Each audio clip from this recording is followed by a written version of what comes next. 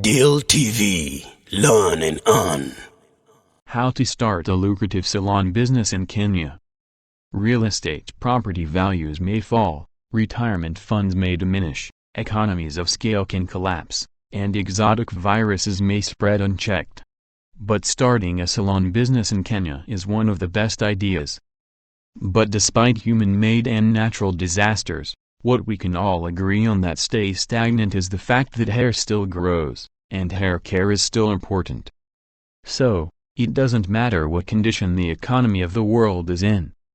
It's always an excellent opportunity to consider how to start a salon business in Kenya because the prospects for sheer success in the country are excellent. And the reason is that many of the services and equipment offered by salons can't be copied at home, or at least not duplicated well. There are three primary methods by which you can positively impact to start a salon business in Kenya. You can start a hair salon business by working under someone else's well-respected name, which guarantees a good reputation from the jump. It also provides you with extensive marketing tools, like advertising campaigns. You can purchase an already existing salon venture from someone who is on their way out of the industry. You can establish your salon and buy new equipment using your own money, allowing your ingenuity, hard work, and optimism win out. What services are typically offered in hair salons? Before we get into the multitude of things that go into how to open a beauty salon business in Kenya. So let's take a look at the numerous services that you need to start considering. The most popular services involve hair cutting as well as skillful hair styling. This includes the more unique hairstyles made with blow dryers, curling irons, hair and scalp treatments with hair braiding being another area of its own. Most salons tend to focus primarily on this particular service. But there's no reason you can't offer it to your salon as a bonus. However, it is a very time-consuming service, and many salons tend to have 2 or more stylists on hand for this kind of work. Finally, there is also hairstyling specifically for special events like weddings. It is important to note that these services are on the premise that you will be establishing a full-service salon in Kenya. However, take into consideration that the number of special services and equipment you provide need not be as thorough, and can be limited by the proficiency of the help you hire, the training you can offer, and your overall financial budget. Getting started. 1. Formal training for staff and employees. These days, 9 months of beauty school in Kenya is not sufficient to teach and fully coach young hairdressers to meet industry requirements and fulfill consumer demands in the cutthroat salon market. Also, especially if they want to work in upscale salons, charging upscale prices.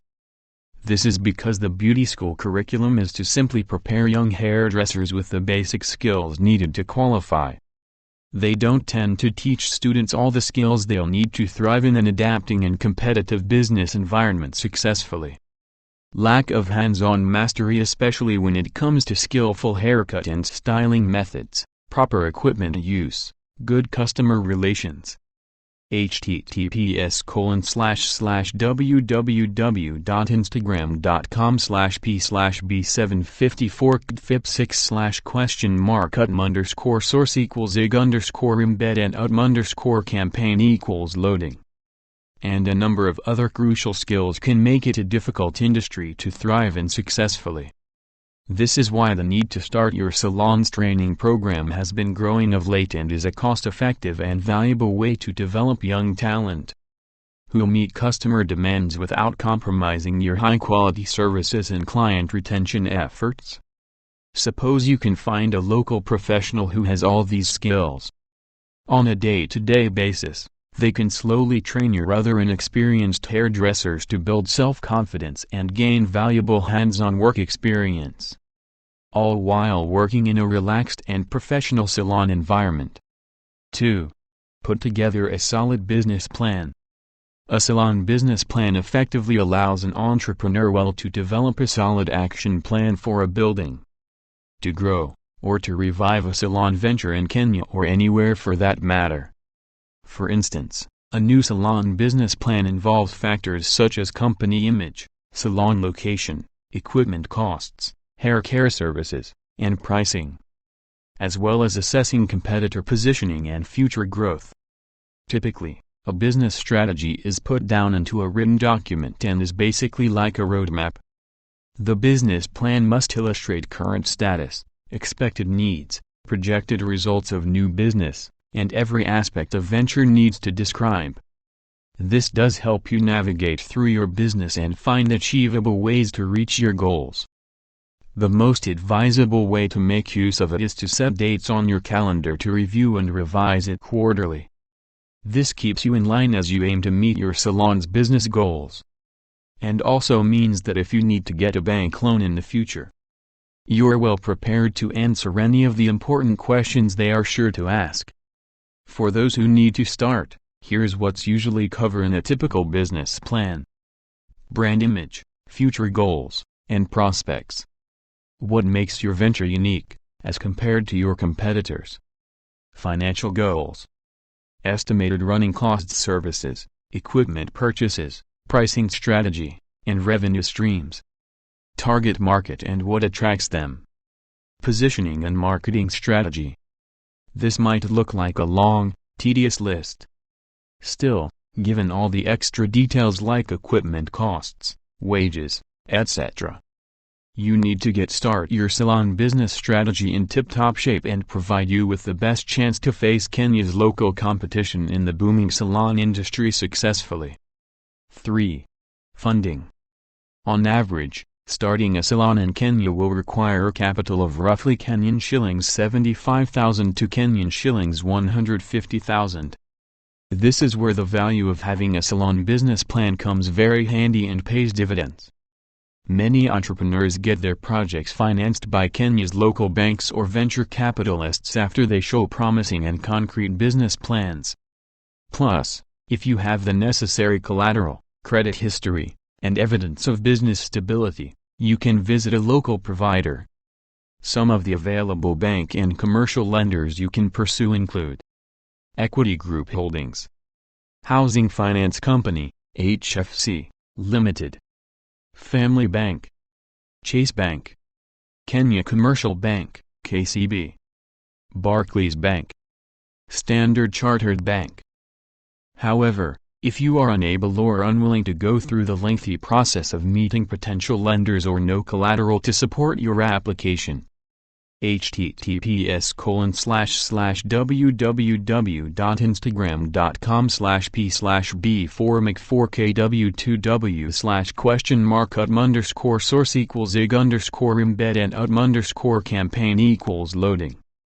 Then there's also a number of digital financing options available to small business enterprises in Kenya.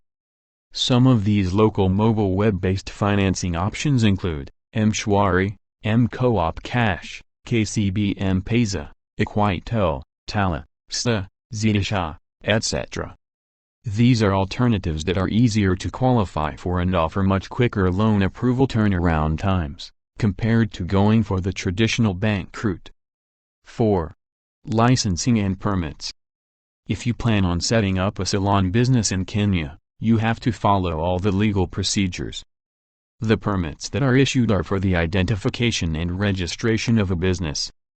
Having a certified salon business reduces the risk of closure by allowing you to have a smooth running of your salon business without facing harassment from the local county council officials. On average, a single business permit in Kenya will cost you about 15,000. 5. Location.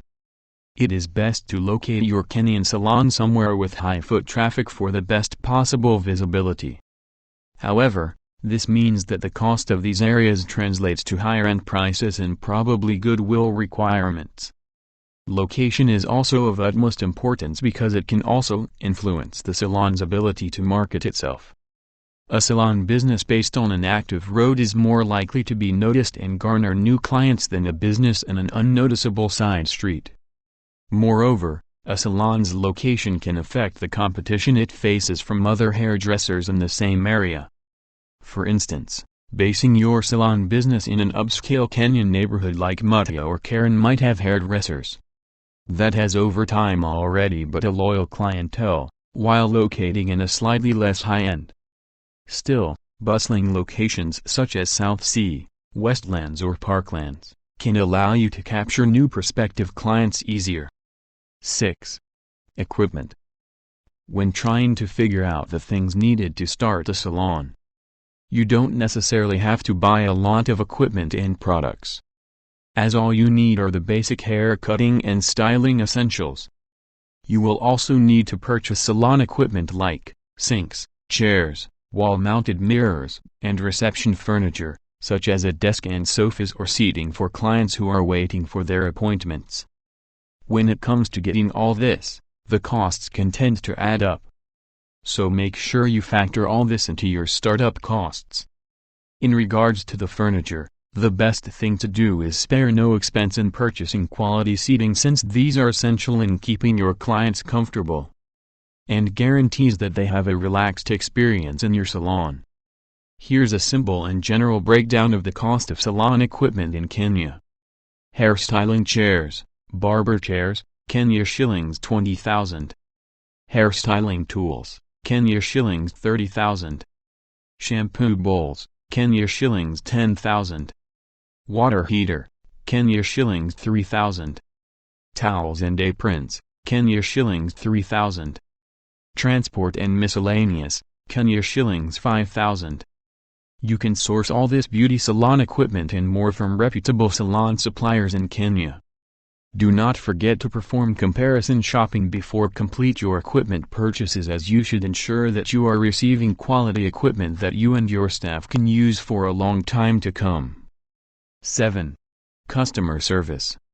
In today's competitive and changing business market, as a salon entrepreneur, one of the primary factors you must consider to kick off your business successfully is finding and keeping committed people who share your vision and genuinely want to exceed your own and your clients' expectations.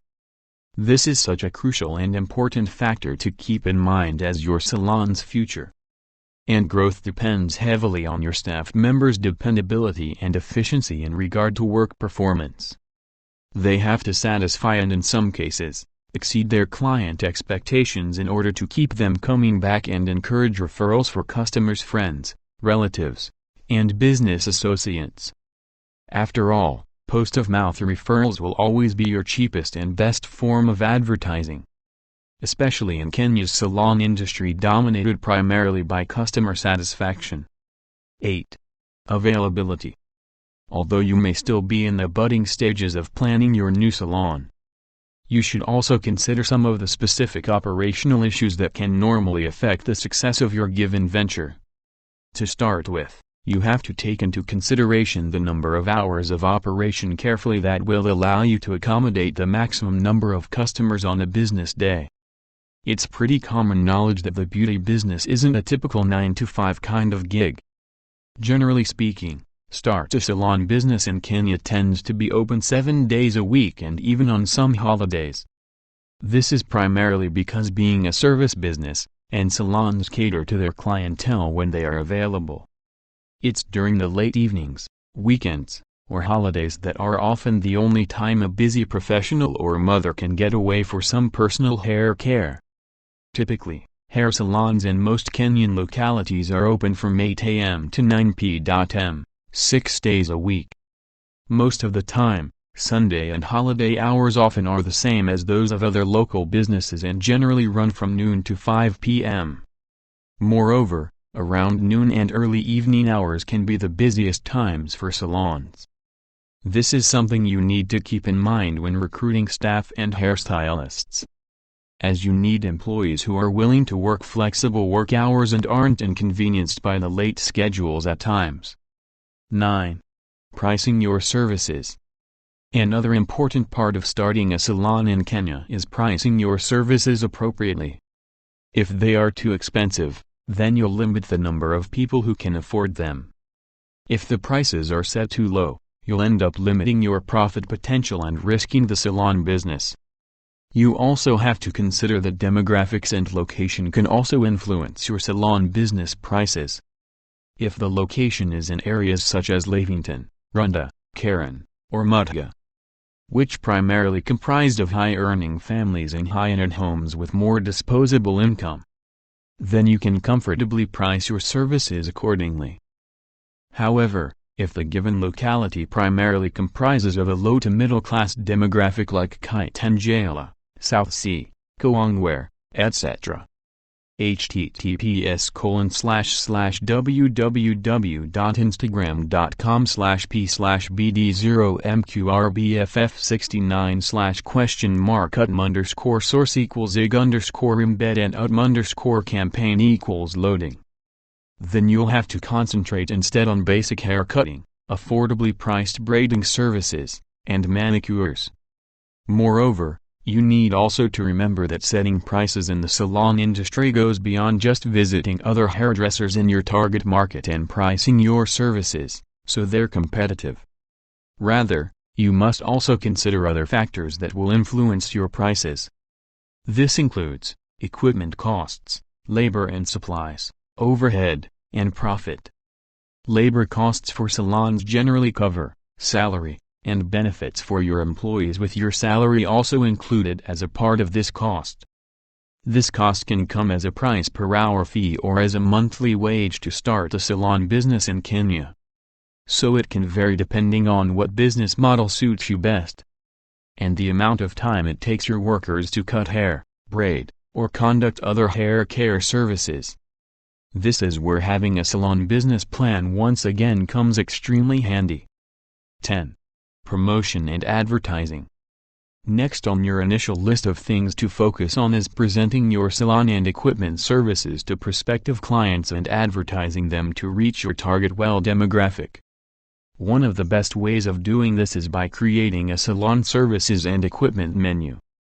This should handle the moment you determine what services you plan to offer and how much you intend to price them.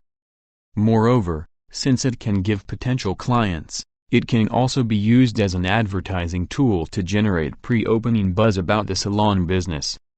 Other marketing tactics you can use include utilizing social media, offering promotional discounts, etc. Additionally, you can also think of getting someone to help you design a logo for the salon.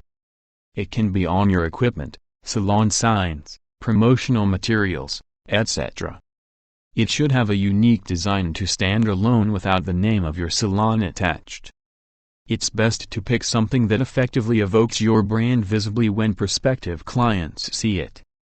A question you may now be asking yourself is starting a salon business in Kenya a good business? If executed well, a salon in Kenya can net you up to shillings 240,000 per year on average, so yes, it is. However, do keep in mind that in the end, salons are all about image. You need to start focusing on this in the beginning. The clients are also all about the image when they're seeking out services. Try not to set your salon's image according to your personal preference, but instead, pick something that defines your target customer and builds an image that will appeal to them. You want clients you click with, who appreciate your services, value your hair equipment, and are happy to spend money and spread the good word to friends. Deal TV, learn and earn.